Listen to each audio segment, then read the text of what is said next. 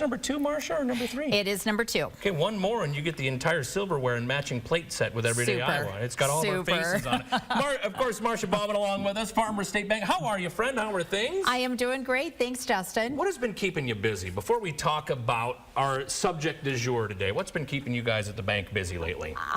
We have great CD rates. We also have a home equity line of credit, home equity loan special, along with first-time home buyer that we are going to segue right into, right? Yes, you're a pro. Look at you. All right, first-time home buyers. Who is and who isn't considered? Because I'm going to ask you that, and I'm going to ask a follow-up based on your response. Okay. A first-time home buyer, by definition, is an individual who has not paid interest on their preceding 3 tax years, so 21, 22, 23, and 24. Okay. If you have not paid mortgage interest on your tax return, you are considered a first-time home buyer. So here comes the follow-up question now. Let's say somebody bought a home in 2015, they paid it off somehow, and now they're going to buy a new home in 2025.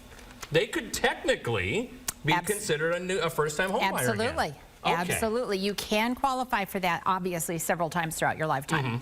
By doing just that scenario. Or it depends on how many lotteries you win and stuff like that. That too. What is, for somebody who qualifies, what are some of the steps they need to go through to take on this big, 3,000-pound gorilla of buying their first home? I strongly recommend sit down and meet with your local lender. Yeah, the internet is very helpful and it has a lot of information out there, but you're going to have a unique situation. Everybody does.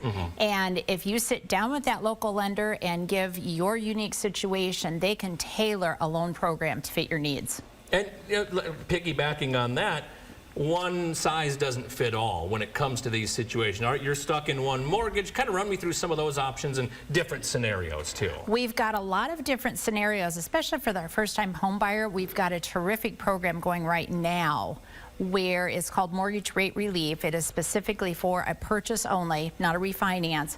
But that interest rate right now is 5 1/8%, which is fantastic. Interest rates are going for around mid-6s to upper 6s. So obviously when we're down to 5 1/8, there are income qualifications. They are geared toward the lower income buyer. But we're wanting to get everybody into a home. There were always some general rules of thumb. When I bought my house 10 years ago, you want to have a certain amount for a down payment. I mean, do those rules still apply 10 years later? Kind of run me through what are the things you as a lender look at and hope to see when somebody comes in. We do tell you, yes, you do want to have some savings there, absolutely. But that old myth of you needing 20% down to purchase a home, that is truly that. It is a myth. You don't need 20% down.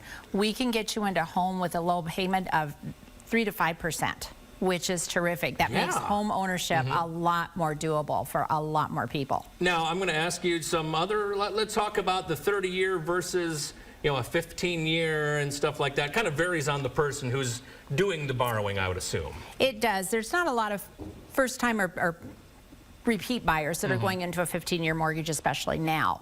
But that certainly is an option down the road after you've made some payments and paid that principal down. Absolutely, if rates go down, it is definitely worth looking into to refinance. 15 years, you're obviously going to save a ton in interest, which is the name of the game. Well, and I'm going to ask you, why does it make sense to talk to somebody like you? Not just because you're pleasant, but that's physically responsible and makes sense too. Thank you so much. Again, I'm going to be aware of your unique situation, and I'm going to be able to find that product that's going to fit your needs, not somebody else's needs, because they're going to have different needs than you are, but something that's going to be tailored for you. Just because it made sense in Des Moines doesn't mean it makes sense for you in Cedar Rapids or Marion or something like that. Before we talk about how people can get a hold of you, people starting this process, a realistic timeline. Somebody starts, maybe they went to an open house yesterday. Maybe they saw a house or new construction. How soon, realistically, could they have their name on the front step? Realistically, it can happen as quickly as 30 days.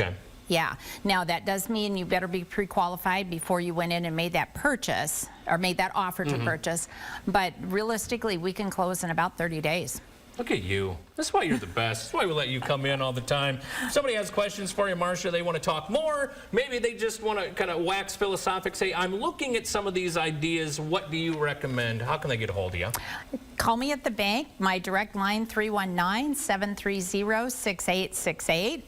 Call the main number, 377-4891. Ask for the mortgage department, or certainly ask for me. I'm happy to help. And is it officially home buying season now as the weather gets warmer, or is it just never stop? It's always home buying season.